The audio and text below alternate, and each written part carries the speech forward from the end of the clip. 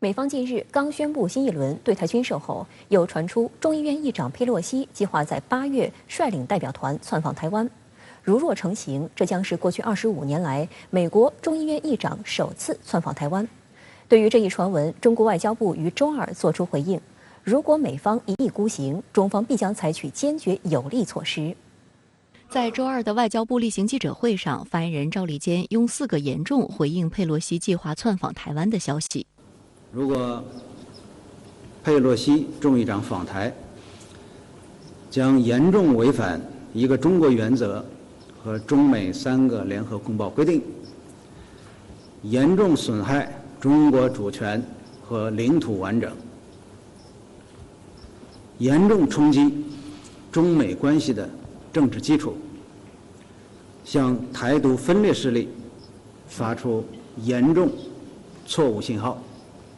中方对此坚决反对。赵立坚强调，美国国会是美国政府的组成部分，理应严格遵守美国奉行的一个中国政策。中方要求美方不得安排佩洛西众议长访台，以实际行动履行美方不支持台独的承诺。如果美方一意孤行，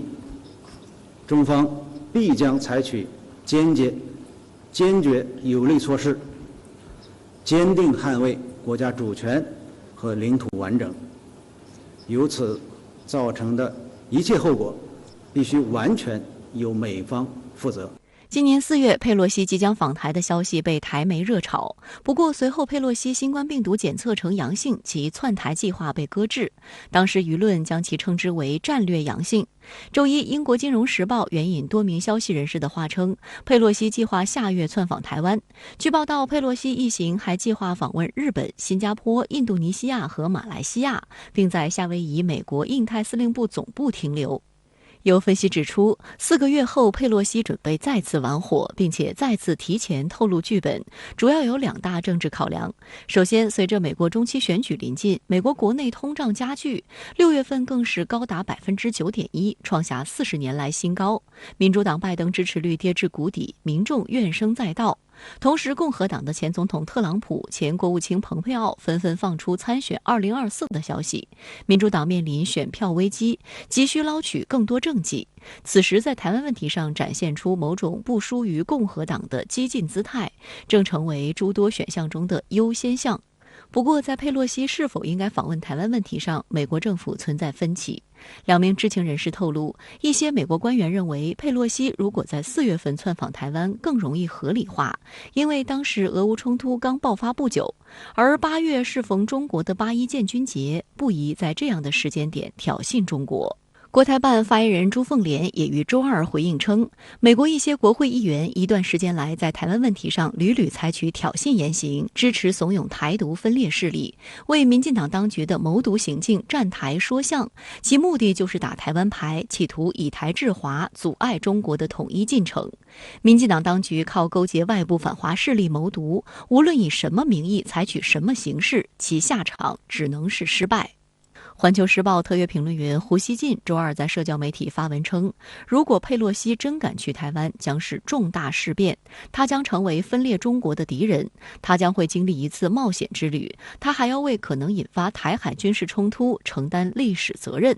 佩洛西办公室目前尚未确认此计划是否属实，而白宫方面虽然拒绝就国会的出访计划发表评论，但也并未明确反对佩洛西此行。实际上，拜登本人也变本加厉打台湾牌。今年2月，他就派出包括美国参联会前主席迈克尔·马伦在内的代表团窜访台湾。值得警惕的是，周二由美国前国防部长埃斯珀率领的大西洋理事会窜访台湾，并与蔡英文会面，这也是自蔡英文上台以来大西洋理事会第4次组团窜台。埃斯珀在担任美国防长期间曾多次公开表达对台支持，卸任后被蔡当局形容为重要的国际友人。在与蔡英文的会面中，埃斯珀妄称一个中国政策毫无用处，并呼吁拜登政府重新检视在台海安全问题上的战略模糊。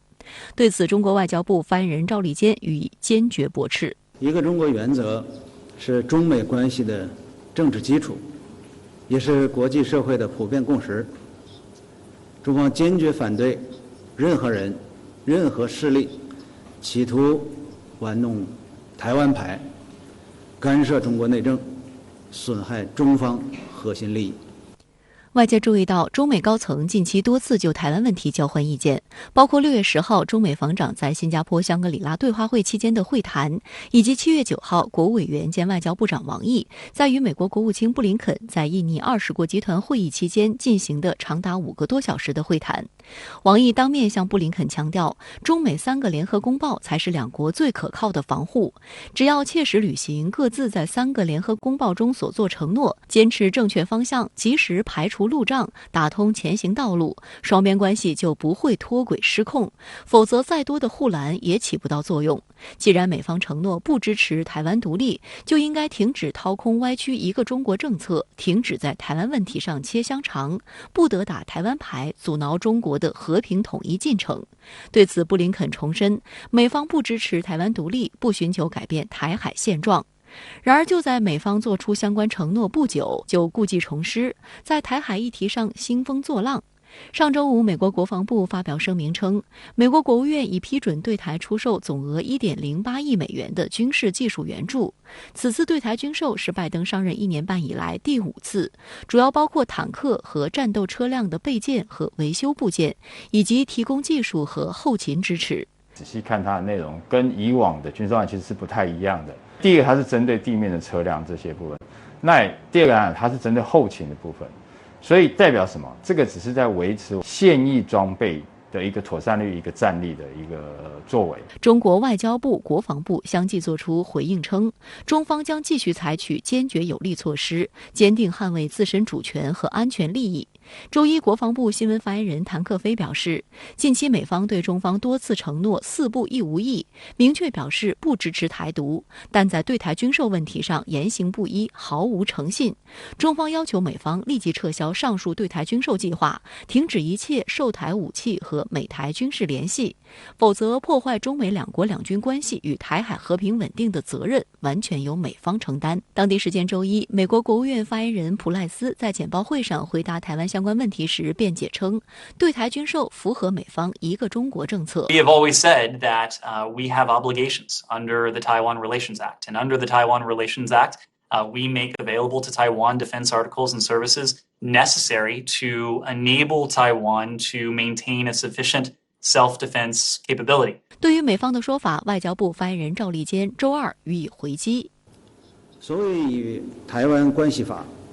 是美国单方面炮制的国内法，